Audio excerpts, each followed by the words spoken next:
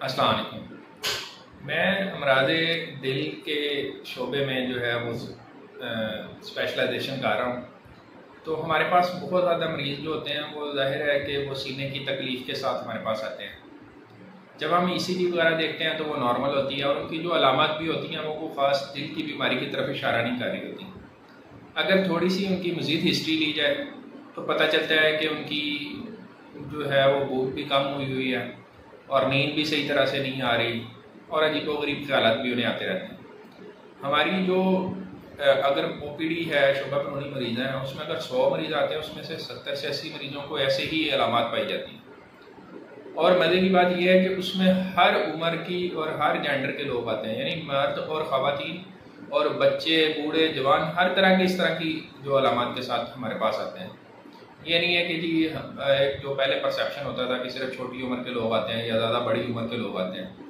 तो हर उम्र के लोगों में जो है वो इस तरह की अलामत पाई जाती है। ये जाहिर है कि ये एंग्जाइटी यानी बेचैनी या परेशानी की अलामत है। इनका दिल की अलामत तो नहीं है। तो ये एक जो है वो हमारे माशरे में एक अलमिया बनता जा रहा है कि हमारे इतने ज़्यादा लोग जो है वो इस परेशानी या बेचैनी की बीमारी का शिकार हो चुके हुए हैं।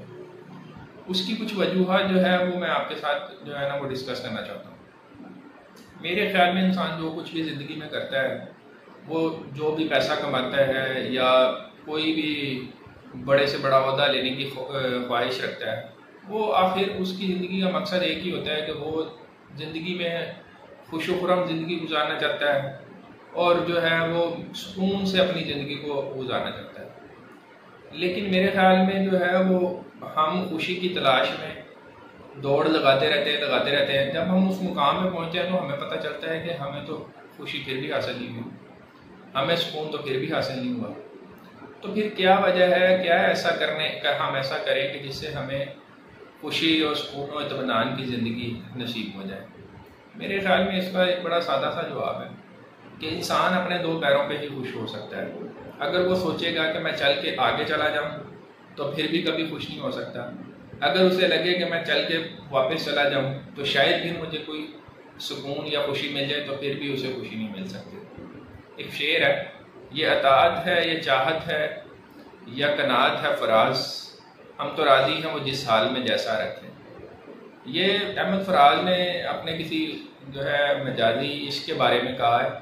मेरे ख्याल में ये अगर हम इश्क हकीकी के बारे में सोचें तो फिर भी ये शेर जो है ना वो बड़ा अच्छा है कि अल्लाह ने हमें जिस हाल में रखा हुआ है, अगर हम उस हाल में खुश रहेंगे, हम ये सोचेंगे कि हमारे पास जो भी सरमाया है या हमारे पास जो भी रुतबा है वो हमारे लिए काफ़ी है, फिर ही हम खुश रह सकते हैं। लेकिन अगर हम ये सोचें कि मैं कोई बड़ा रुतबा ले लूँगा या मेरे पास इतने पैसे आ जाएंगे फिर मुझे खुशी होगी, तो वो खुशी शायद कभी नहीं मिलेगी आपको, वो बेचैनी का बायस बनती जाएगी, जो कि हम अपने मरीजों में देख रहे हैं। बहुत सारे मरीज जो हैं वो इस तरह की अलामत के साथ हमारे पास आ रहे हैं, जिनको दिल के मसाइल नहीं हैं, लेकिन उनकी अलामत जो हैं वो साफ बता रही हैं कि उनको सुकून नहीं है और वो बेचैनी की बीमारी में मुब्तला हो चुके हुए हैं। तो मेरे ख्याल में इंसान को अपने हाल पे खुश रहना चाहिए, अपने माजी के बारे में नहीं सोचना चाहिए और अपने मुस्तकबिल के बारे में भी नहीं सोचना चाहिए।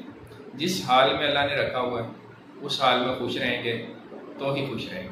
बहुत शुक्रिया।